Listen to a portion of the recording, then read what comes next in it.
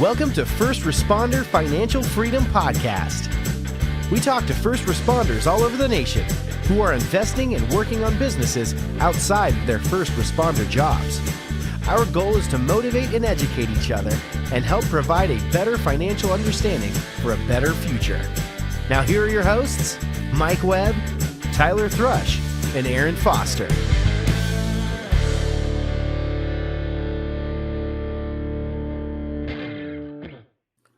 First Responder Financial Freedom with Battalion Chief, retired of 5 years now, Steve Hostetter out of Washington. Steve got into syndications after being into rental portfolio, and now he helps people with his retirements moving forward. We were just having a conversation before this podcast started, talking about some people retire and then keep working, and some people retire and just got to keep engaged doing something on the side. So got Tyler on here, got Mike on here. I'm gonna hop off a little bit early, and then they're gonna wrap up the podcast with Steve. But Steve, thank you for being on here and spending some time with us. Tell me about you pre-real estate investing. I know you were in the fire department for quite a while. So can you tell me what led up to you investing, and were you investing while you were still in the fire department? Sure.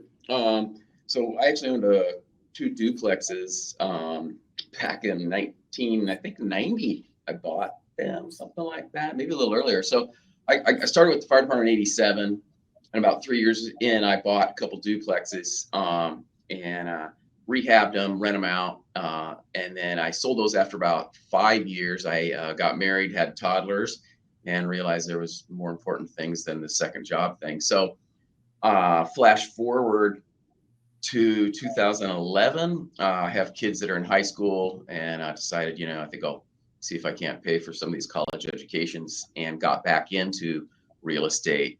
And then by the time so yes, to answer your question, I was in the fire department and doing real estate side by side. I ended with a fourplex, two duplexes, a couple houses, and a townhouse. Now I've sold off everything in the last few years except for two houses. And we bought, like I said, over about 5 or 6 years, we would buy short sales, buy from the bank, buy from, I guess that's it. Short sales, banks, and auctions too, right? Yeah, some courthouse auctions. Mm-hmm. So we actually haven't talked about auctions at all, hardly at all in the podcast, surprisingly. I know the old school way was you go to the court steps, you raise your hand, and there's you and anywhere from 5 to 50 other people bidding on the same house. Is that how you did it back then?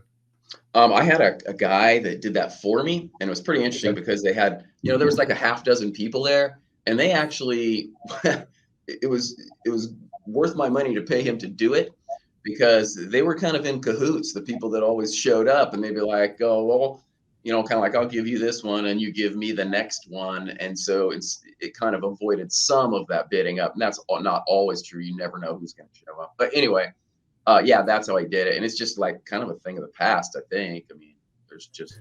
They still do it, but I definitely have seen the same type of environment you just described. They'll purposely outbid just to keep you out of the game. And it's usually, like you said, the same couple people buying everything in that area.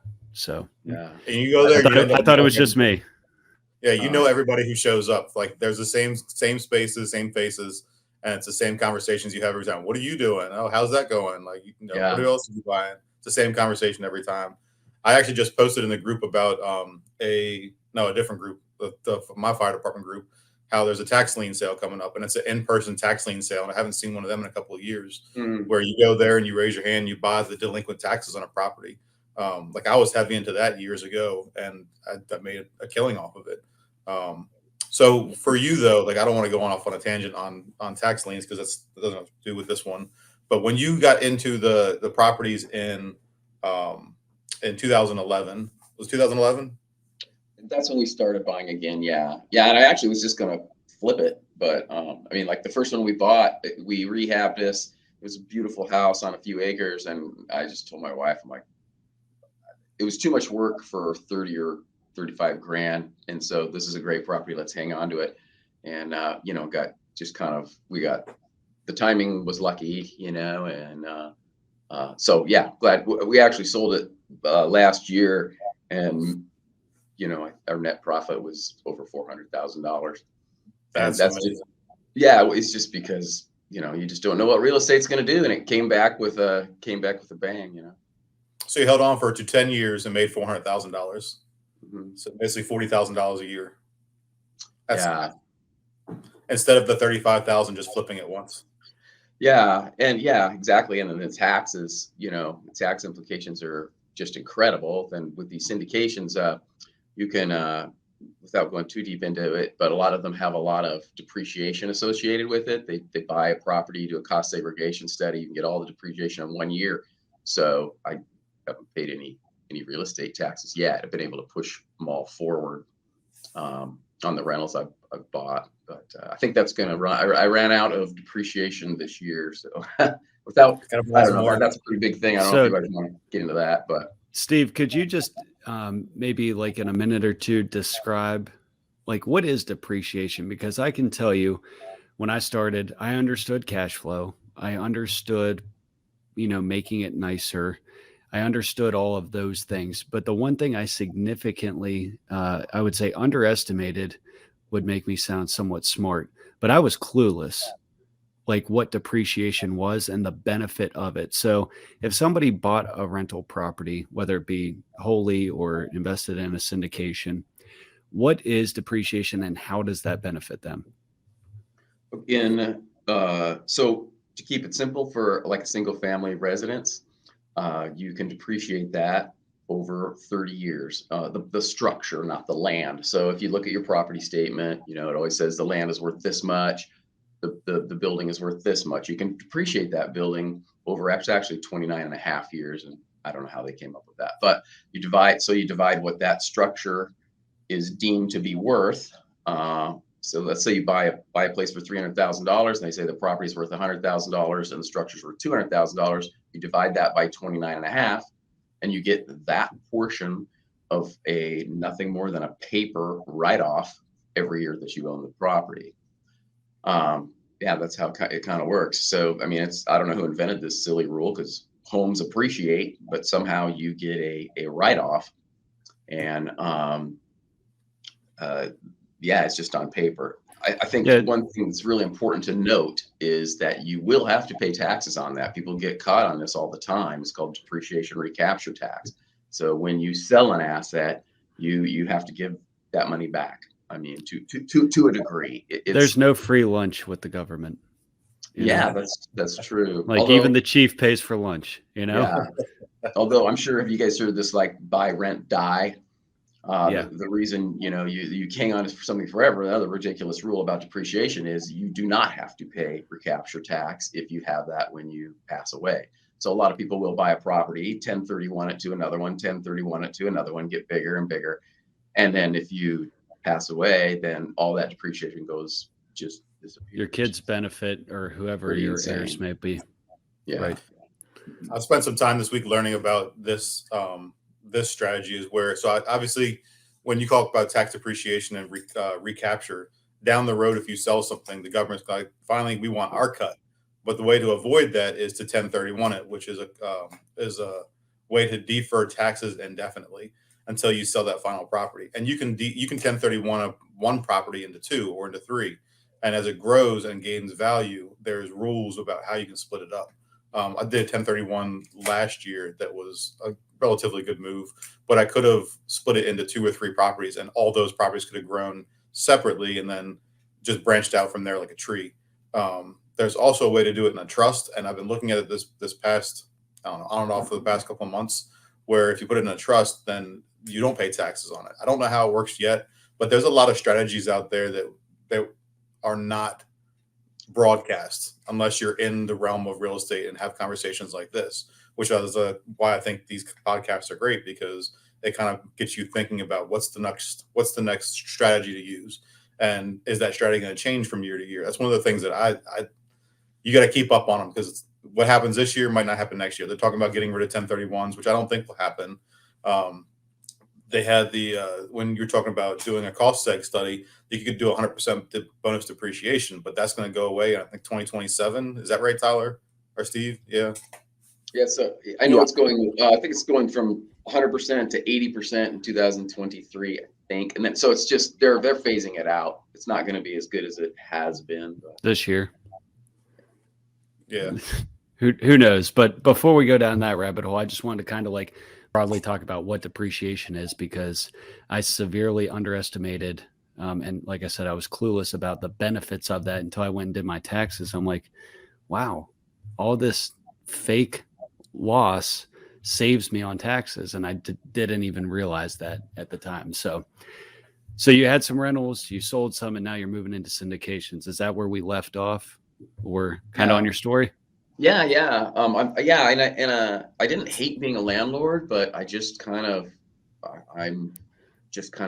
ready to move on from something else. I've tried management companies, and we could certainly go into that, but I have not had good luck with that. Doesn't mean it doesn't work for some people, especially if you're like long distance or something. But anyway, yeah. So I decided to sell and go into syndications, and I started listening to a lot of podcasts and reading a lot. Probably in 2016 or 17, did my first one in 2018 with a group called Sunrise that does mobile home parks. Kevin Bupp. Yeah, I've actually become pretty good friends with Kevin and Brian. When I've been in Florida, I've had dinner with them a few times, and I just think they're really good. And so anyway, but I've done another probably 7 or 8 with different groups. Spartan Investments, they do mini storage, and I've only had one come full circle, but I really like it. I just think it's really interesting, and I like that I don't have to do anything. I mean, the research is interesting to me, learning about it, talking to people, but once you've made your investment, you're done. It either does or it doesn't. That super valid point, and I don't think anybody on this call minus you has probably a ton of experience with syndications. Could you go over briefly what a syndication is? What is a general partner? What is a limited partner? And Sure. Then we could maybe dive into it, maybe just a hair deeper.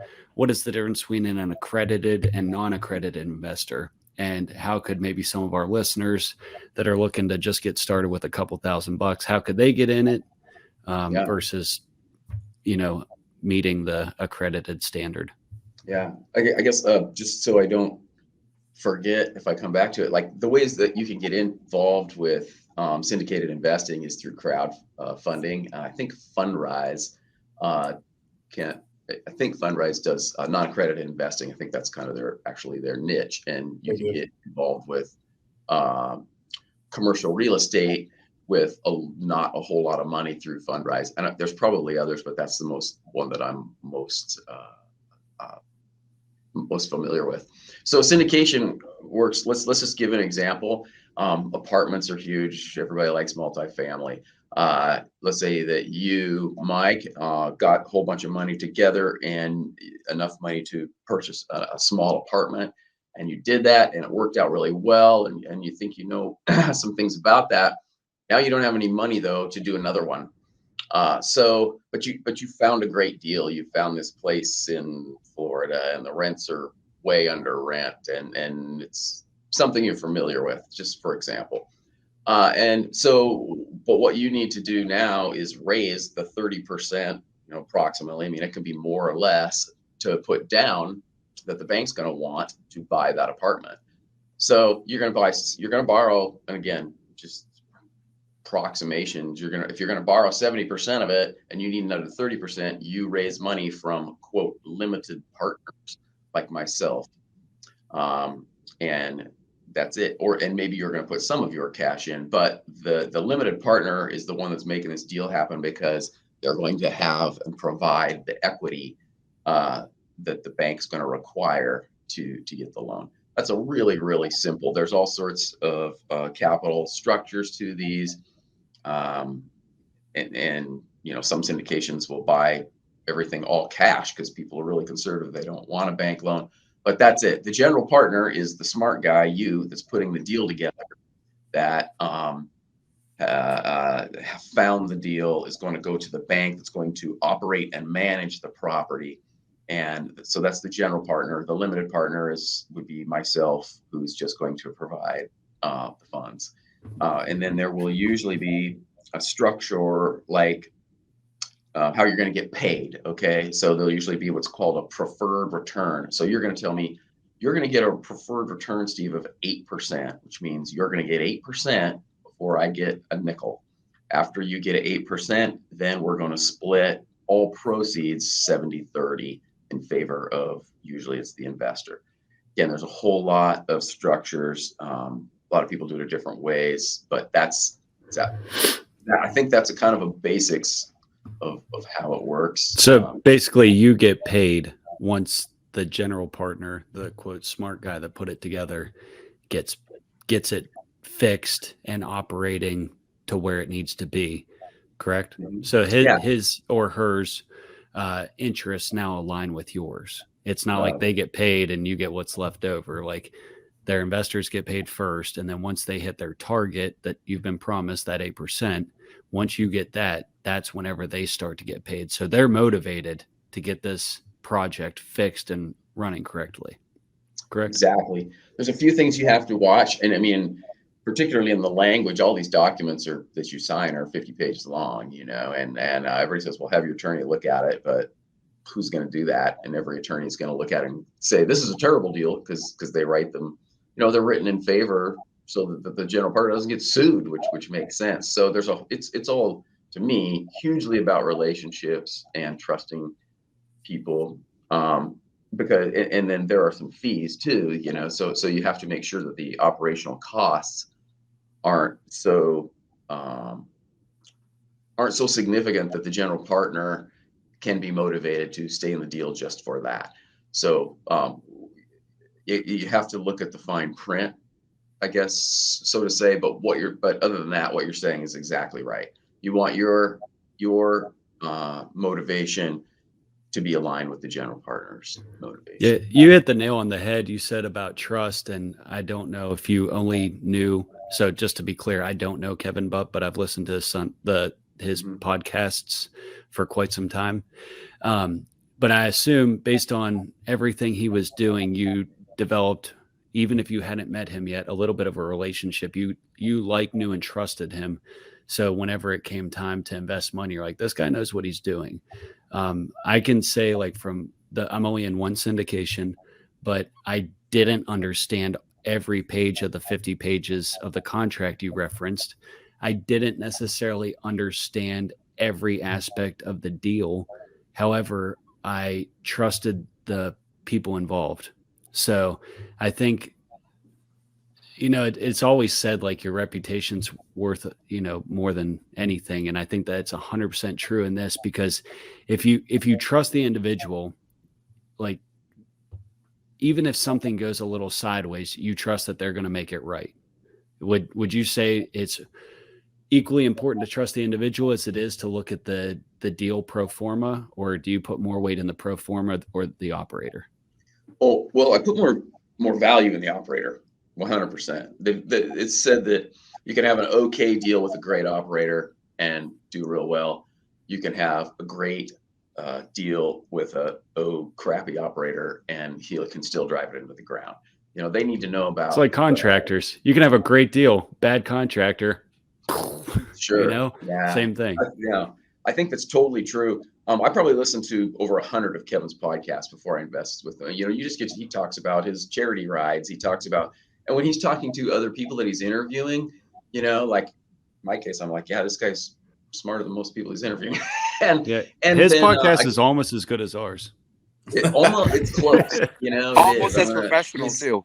He's number 2. But I will say, though, I have invested with some crowdfunding in some crowd on Crowd Street and it's a Realty Mogul, one others. And so I don't know the people at all that I've invested with. And the nice thing is about crowdfunding is that, they vet the sponsor out. So you have to trust them.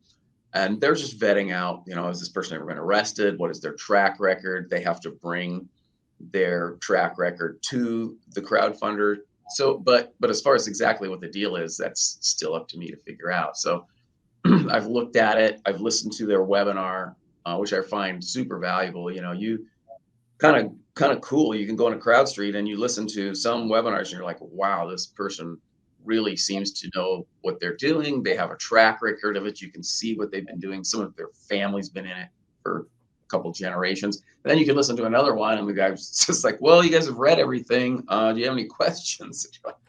That's not the guy I'm going to invest with. So I guess, I mean, I want to say that the relationship is super important. I just I wouldn't want to say that, you don't have to have 100 hours of podcasts in with somebody. Sure. That was the first one I did. At that time, I'm still thinking, is Bernie Madoff in the room somewhere? Is this some sort of Ponzi scheme? Because when you hear about an 8% preferred return, and usually it'll be an 8% preferred return, and then they'll project an internal rate of return by the time the deal goes full circle, and it'll usually be twice that. And syndicators are the first ones to admit that we don't know exactly what's going to happen because they may be a 3-year deal or a 5-year deal or a 10-year deal or even a lot of variables. There is. But when you hear that you're going to get 8% preferred return and they think that they'll do better than that, maybe double that by the time they sell it. If you've never heard of this before, you're like, no, I don't. I'm going to be a fool for getting involved with this. Steve, at some point, GameStop stuff. I'm sorry. At some point, the return gets so high that you start to be like, wait a minute, what's the catch? Absolutely. But it's learning that there is those vehicles out there. Like I joke, like a lot of people I talk to, like my father-in-law, for example, or anybody else that has not done those things. When you see a return like that, usually, like you said, 16%. Or at least for me, my alarm bells start going off. It's like, well, wait a minute, why is this return so good? But once you do a few of those deals, even like private money lending, you realize, oh yeah, this is legit. And I think that's a good part about syndication. A lot of them have minimum buy-ins. I think if Mike's talking about the same one that I did, the minimum buy-in was 25 grand. So to me, that's a palatable way to get into something, to understand how the syndication works while not investing something that I'm not comfortable with. But it allows me to get in there. Hey, so for the next one, if there's a 100,000 minimum buy-in or something greater, I already have that comfort level that I did not before. So. Yeah, I 100% agree with you. Yeah. So Steve, can you break down the difference between a preferred return and an IRR, which is the internal rate of return? Sure. A preferred return is the return that the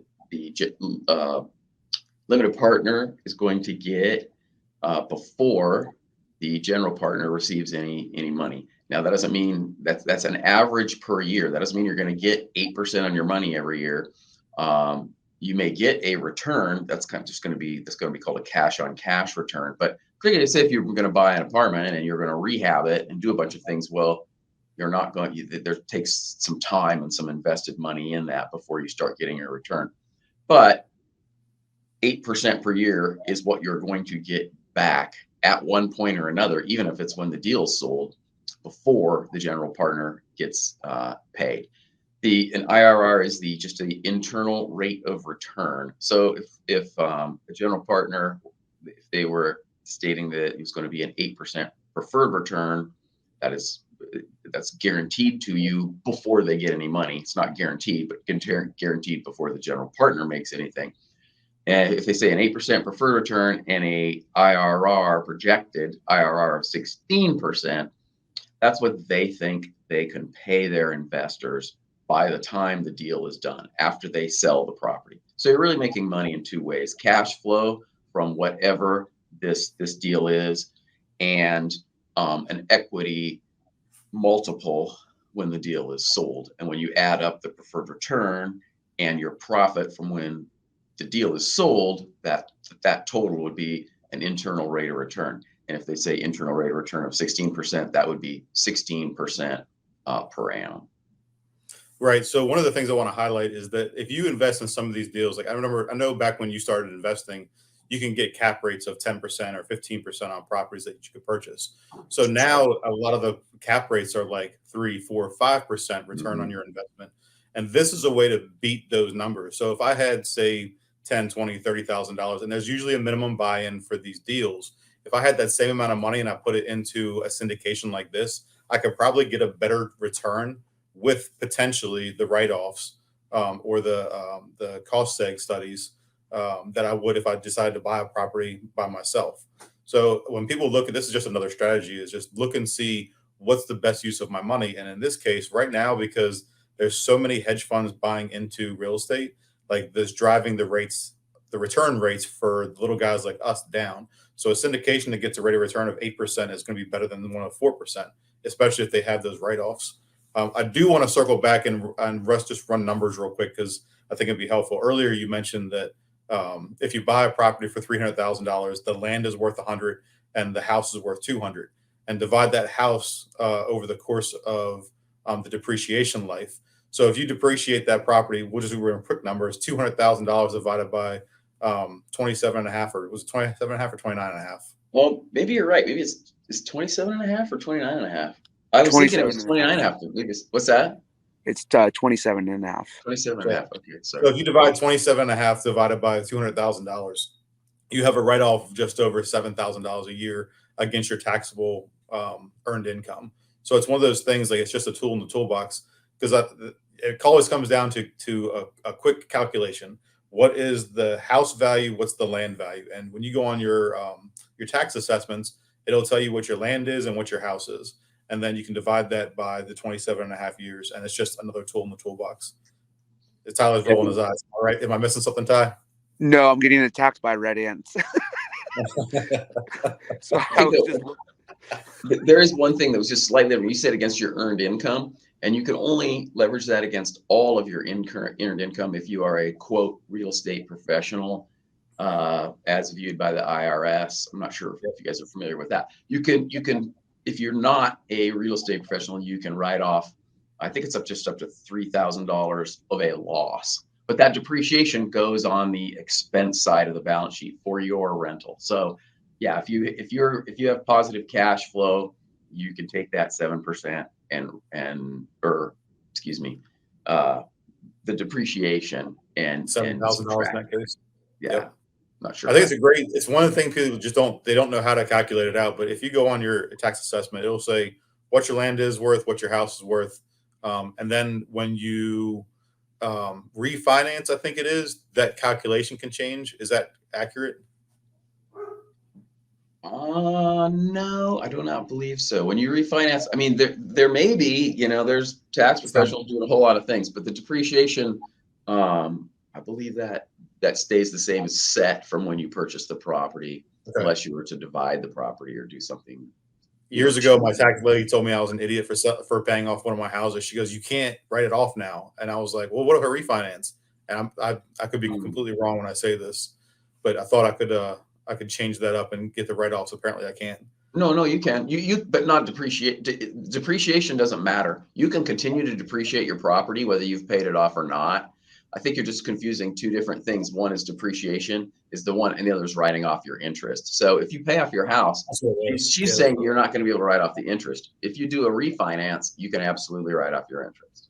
That's right. You were spot on. Thank you for the correction. This is why we have the podcast, so people are smarter than me who can tell me what I'm doing wrong.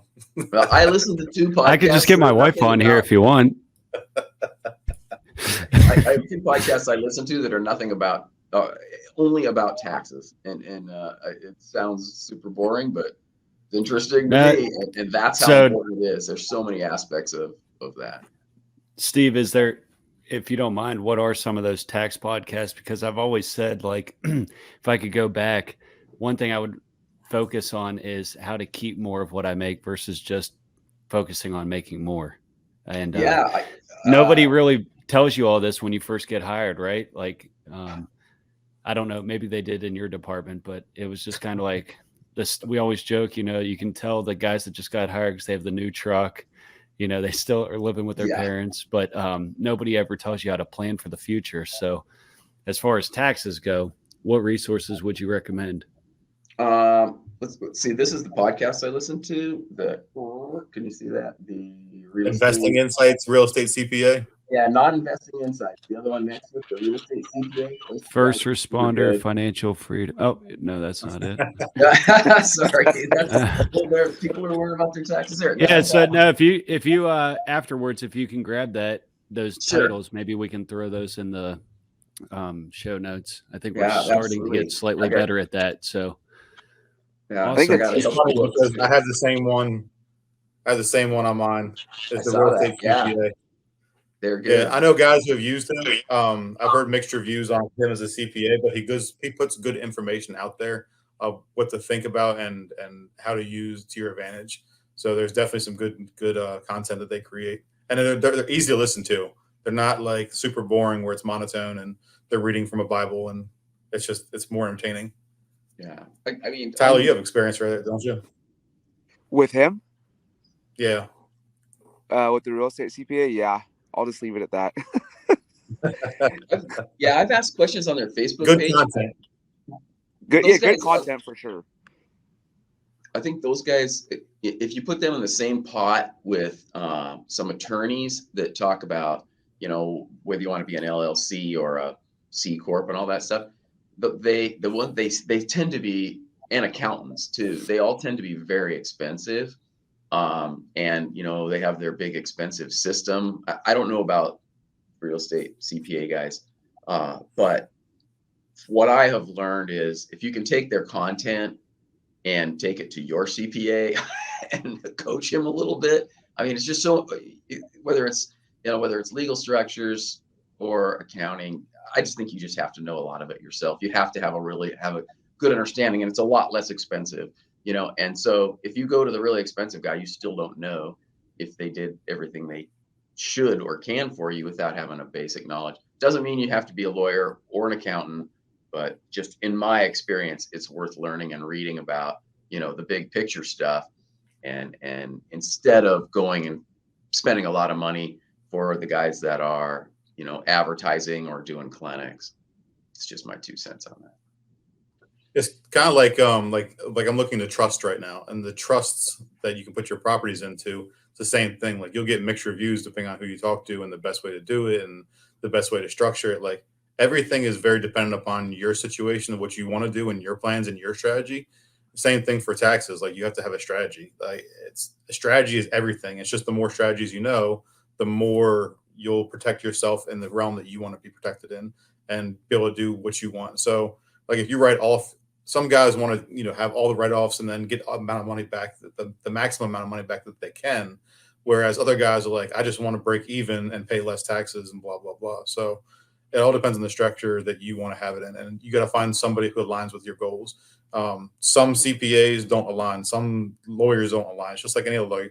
We have really good lawyers, and then we have, lawyers that graduated from community college and they have a loss rate of 70%. So it's like, who do you want to be with? What's worth your time and worth your money? Like, where's your comfort zone at? So the syndications, one of the things you got to do is vet. I know Tyler and Mike both went into Equity Warehouse's syndication with Dan and Ian. And one of the things about them is I've been friends with those guys for a long time, and I trust them, and I know that they know what they're talking about. There's a lot of scams out there when it comes to syndications where somebody will take your money and run. The SEC has to be involved. They have to have their P's and Q's and dot their I's and cross their T's. Like there's a lot of shady people out there. So you really got to spend some time and go with somebody who has a good reputation or knows what they're doing and, and can prove it. How have you figured out who you want to put your money with? I've gone to a couple different conferences. Best Ever Conference was a great one. Met a lot of people there. And then I forget the name of the other one. What's the Best Ever Conference? Well, it's a conference put on by Spartan Investing and is it still Joe Fairless? Yeah, Fairless. Yeah, he shows up, but I think Spartan runs most of it, but he started it. It was his originally. Yeah, it was in Denver last year. So you'll go there, hear a lot of speakers. Then there's a lot of syndicators there. That's one way. I hooked up with a group that I am investing with, and it's like a kind of a 3-year commitment as far as capital raises, but they're buying hotels and they're turning them into workforce housing. So met them there. I met Spartan at a different conference. I've only been to two, but there was a lot to learn there. A podcast is the biggest thing, honestly, and Any one leads to recommendations? another. What's that? Any podcast recommendations for that? Yeah, I would have to get on my phone and read them off Circle to back. you. Yeah. But I'll have, and one leads to another, but then they all interview each other too.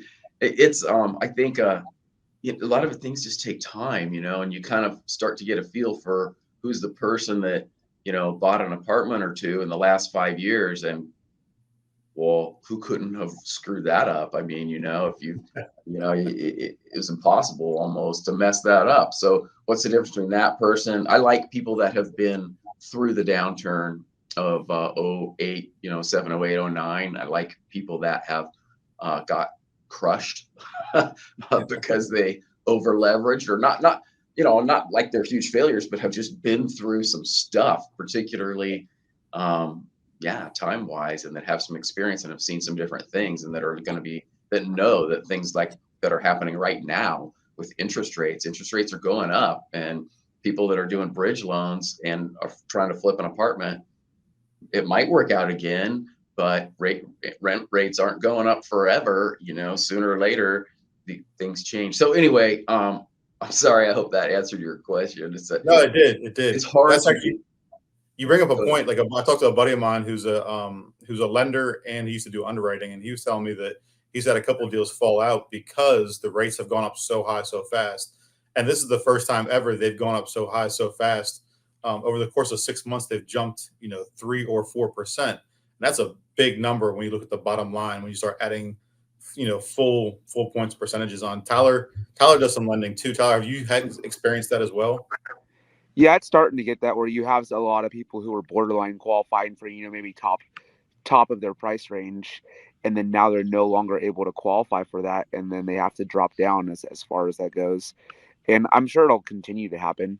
But it's interesting to see where a lot of people were thinking that they were going to hold out and wait for the prices to drop. And now that things are starting to slow down a little bit, what they didn't count on, and what we were talking about for the last few months, was but rates are still continuing to go up to where they thought, oh, hey, I'm going to easily qualify now, even though prices have gone down a little bit. They're not able to qualify just due to that drastic increase in payment. But I mean, it's really interesting to see what's going to happen in the future. It seems like the last 2 weeks rates have kind of stalled out a little bit, which is huge.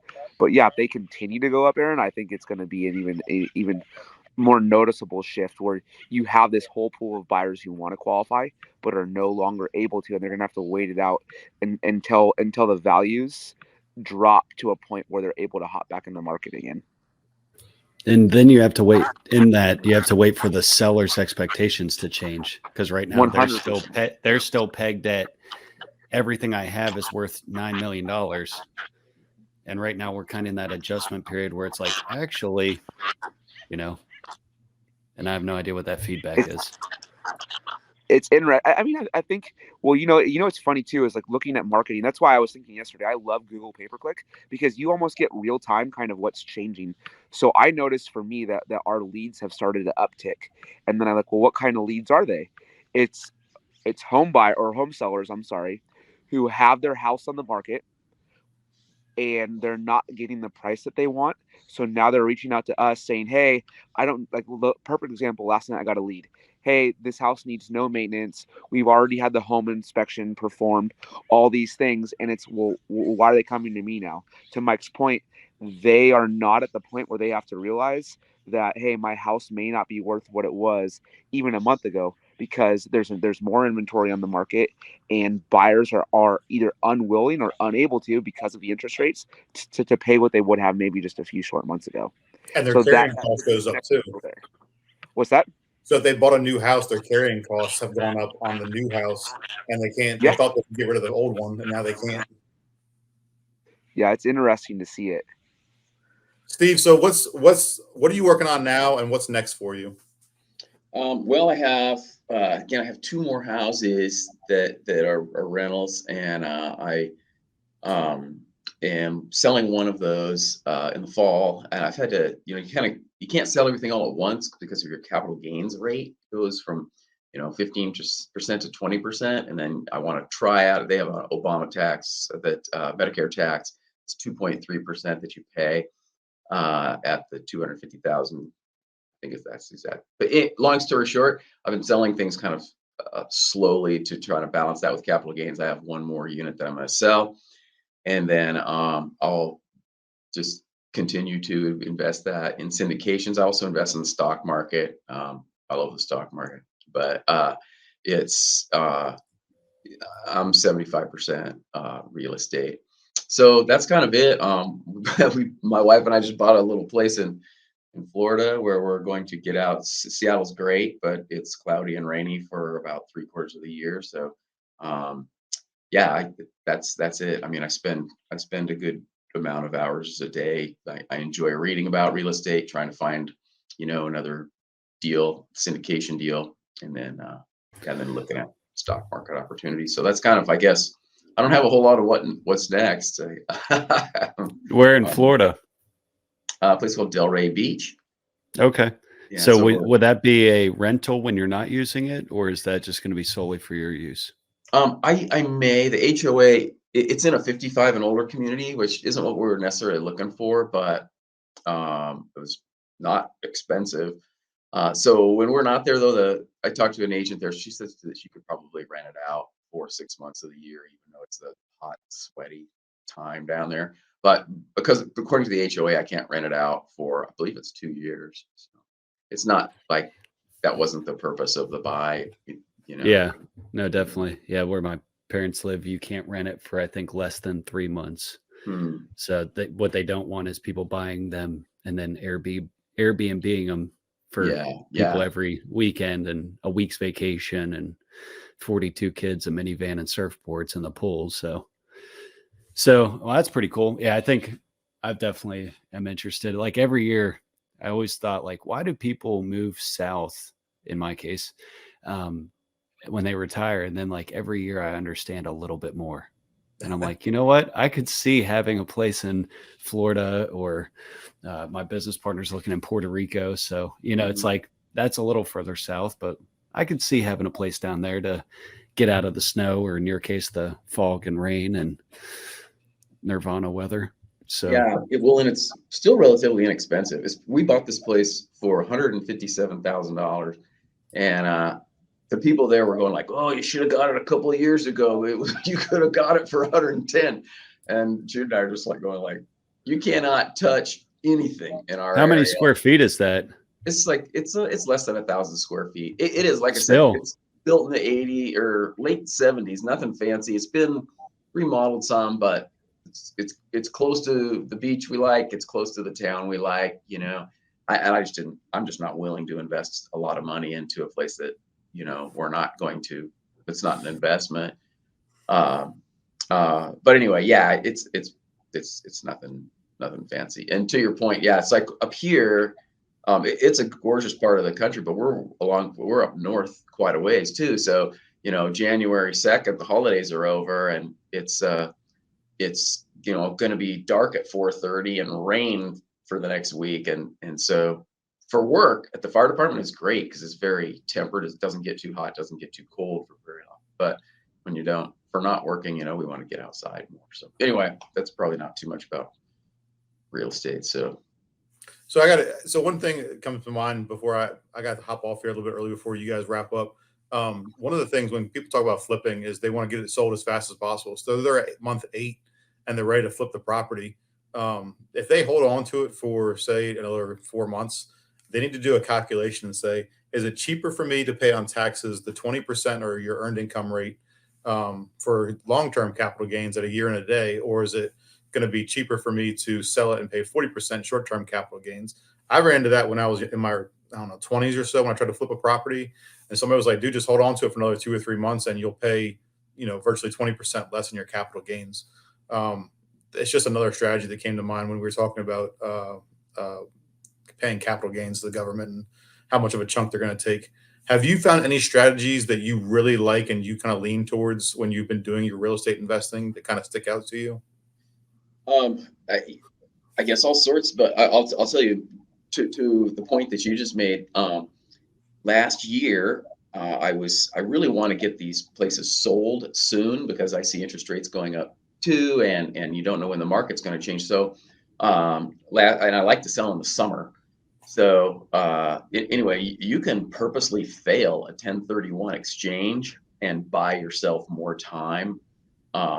For example, I don't want to receive money till January of 2023, but I want to sell a property as early as I can in 2022. So if you, so I will list the property September 1st, and it's really hard to tell people that, well, I don't want to close for 3 months or September, October, November, 4 months.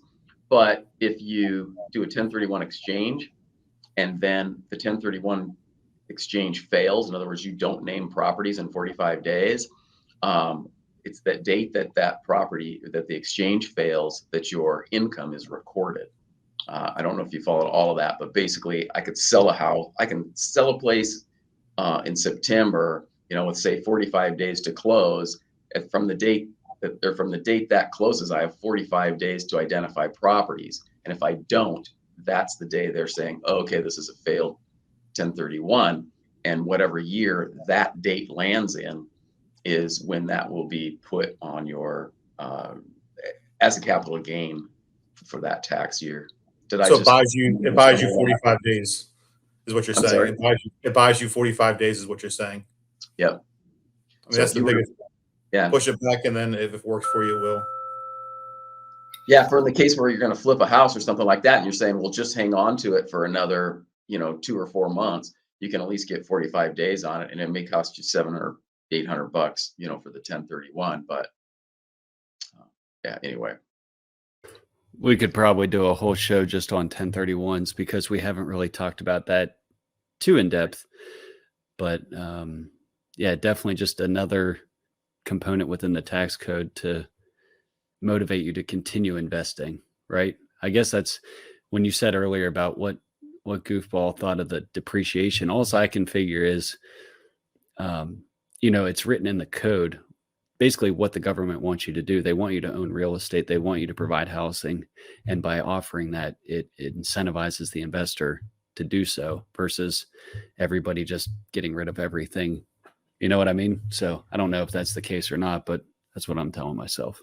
No, I think you're right. I mean, well, and I don't know if real estate, I've heard that a number of times. I'm honestly not sure if real estate investors are just convincing themselves that they're doing something good for the world. I think it may really have a lot to do more with people that have a lot of money are involved in politics, and it's so hard. I'm sure that has nothing to do with it. Pass through really cool rules that are really amazing for real estate investors. But regardless, knowing those rules and working them to your advantage, like you said 100%. earlier, it's like you can keep a whole lot more of what you make by knowing and understanding. Just read a couple books on it. Yeah, that's like no truer statement. Like when I think back, I'm like, man, I really wish. I remember like the first year my accountant told me what I owed in taxes, like after I kind of got up and running and we were doing a lot of flipping and wholesaling, basically a lot of transactional short-term capital gain stuff. And I was just like, oh my, like, it's really cool. But then it's like, wait a second. I just basically gave away half of what I made. That's the way I thought about it, so definitely a lot more focused on that. And the other thing about flipping and wholesaling, like we didn't really talk about it in this episode, but it's great if your goal is just to make a couple extra $1,000 a year. But like, if you're looking to build the generational long-term wealth and do what you said, like when I retire, I want to retire. I don't want to have to go get another job or start, I hear guys, and God bless them if this is what they want to do. I'm going to retire at 20 years and then I'm going to go start over at another department and work 20 years and get 2 pensions. And I'm just like, that's not what I'm looking to do. So, but anyways, that's a whole nother topic. Tyler, do you have anything or Steve?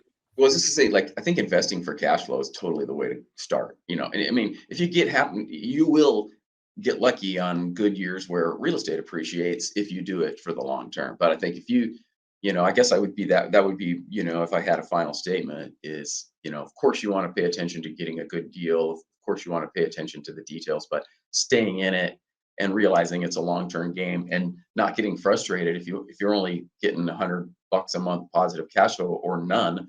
You just have to realize every month I make that payment, I get my statements and look at them and I go like, oh, cool, $348 was the principal part of my payment. And you have to recognize that as a profit too, and the tax incentives.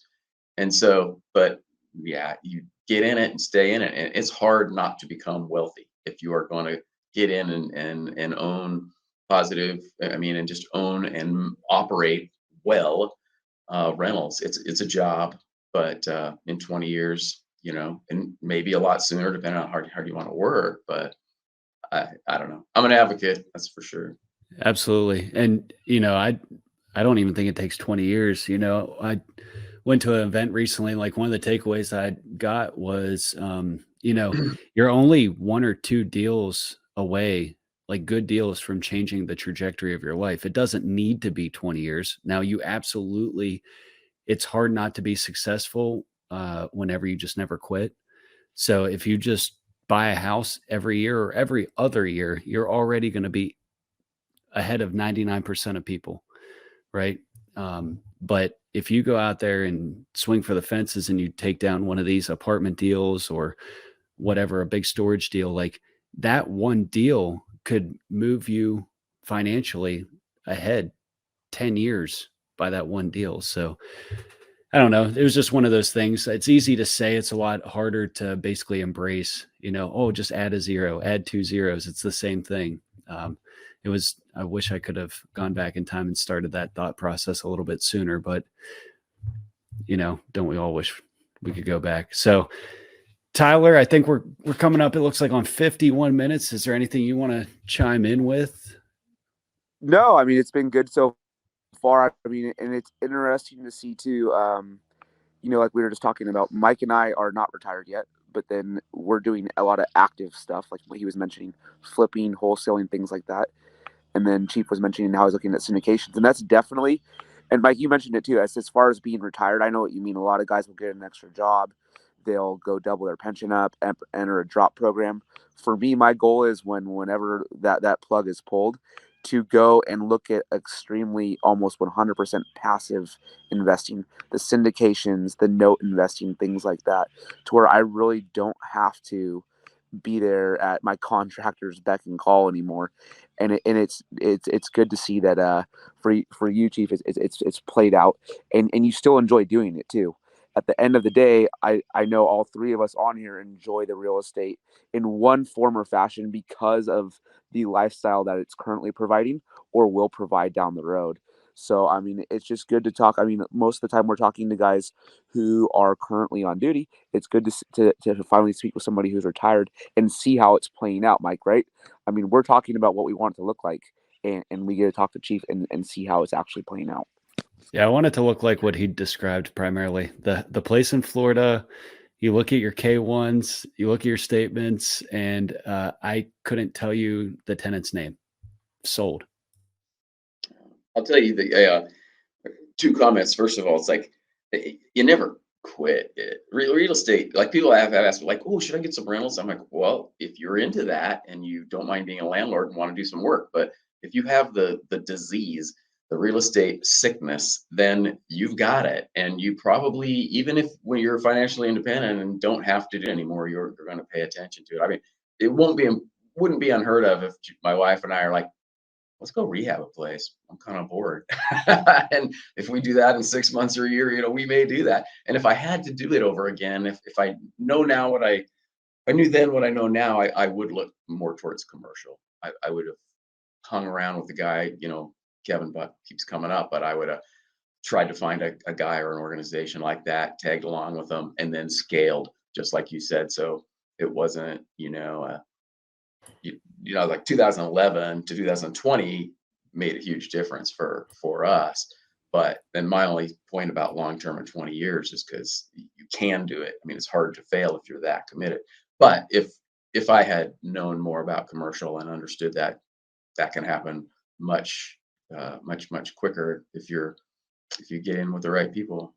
Yeah, it's 100%. I just did a hike out near Lake Tahoe or around Lake Tahoe with a couple guys that are tied in with some multifamily partners, and Rod Cleef, who's a big syndicator. They've worked with him. And when we had a lot of time to talk. So some of the things I gathered was they know a different component of real estate, different asset class, but the time that they got started is not remarkably different than mine.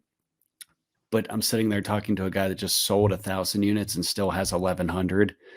And it's like, man, if I would have just focused on the syndication model, GPs, LPs, KPs, all that stuff out the gate, I'd be like this guy, instead of sitting there worried about whether the order got picked up at Lowe's today. So not that that's wrong. It's just different. And, to kind of just circle back what I said a little bit ago, like one or two deals can totally change the trajectory of your life. And if you have nothing right now, no investments in real estate, that first rental could be the biggest deal of your investing career, because it's what kind of gets that flywheel started.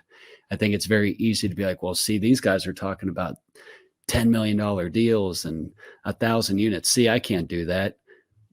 But, I always say the best deal I ever did was my first duplex, which I've since sold.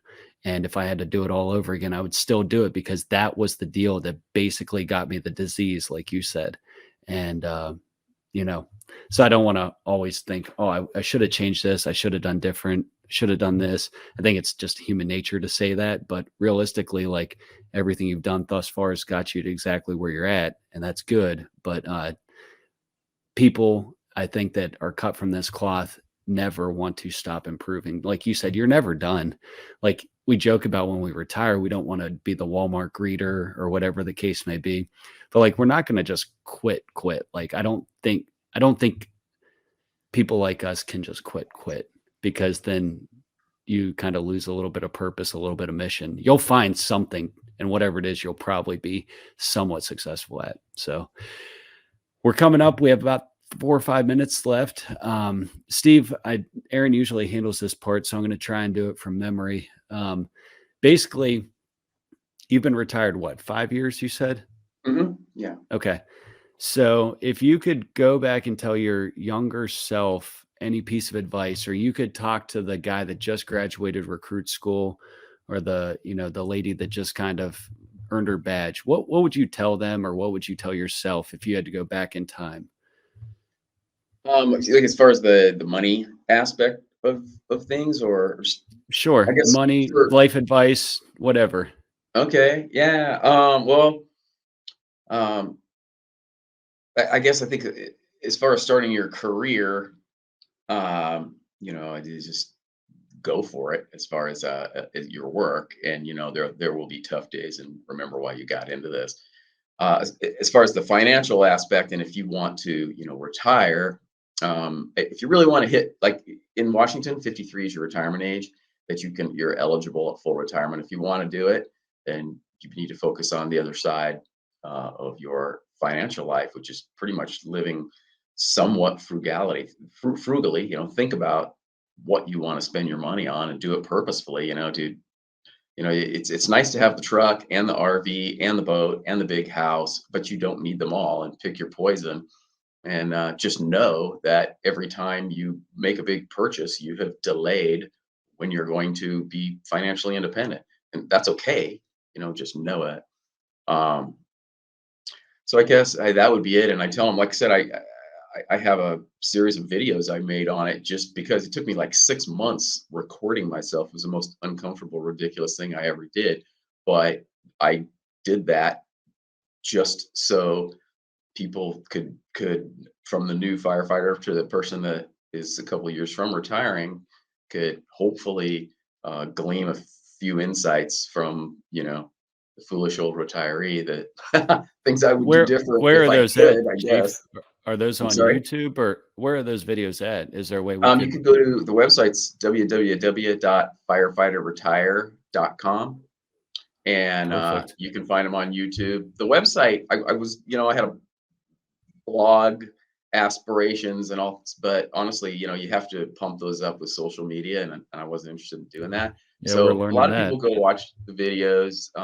It seems like they get, a couple ticks every week, but as far as really pushing that, it's not something I'm interested in doing. So I haven't. But anyway, yeah, www.firefighterretire.com is the easiest place to find the videos. And awesome. We'll definitely post that in the Facebook group, because like Tyler said, most of the folks we talk to are still on the job, and I don't know how far from retirement, but I feel like it's one of those things. The first couple of years, retirement is the last thing on your mind. okay, absolutely. And then after about the first 5 years, like you start to think like, oh, I've had a child or two, I've got married, I bought a house.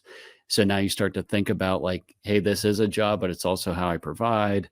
And then like the next 10 years, you focus on like, wait a second, retirement someday sounds really far away, but it's actually not, when it comes to planning something like that, So hopefully we can provide some resources, because unless you seek that information out, in my experience, not too many jurisdictions provide a ton of information regarding that. So, and you don't want to wait till you meet to quote, drop off your paperwork to find out like, wait a second, I can't do this for another 3 to 8 years or something. So that's awesome. All right, Aaron. Aaron's back from the doctor. Fantastic. Yeah. Getting old sucks. So, yeah, we're just wrapping up with the last question you usually ask. So I don't know if there's anything you want to fire off before we let the chief go, but yeah. I got nothing. I just want to come back on and say thanks for spending some time with us, Steve. Appreciate you spending an hour with us and talking to us about something that we don't normally talk about. Yeah. Thanks for having me. Absolutely. It was fun. It's a good time. So good to meet you guys. Yeah. Yeah, absolutely, Chief. And if there's anything we can ever do for you, or you want to share on the Facebook group, please do. And we greatly appreciate your time. All right. Yeah. Take care, man. Thanks a lot. All right, guys. All right. Episode number 21, First Responder Financial Freedom with Steve Hostetter, talking about real estate, syndications, and everything under the sun. Thank you, Chief.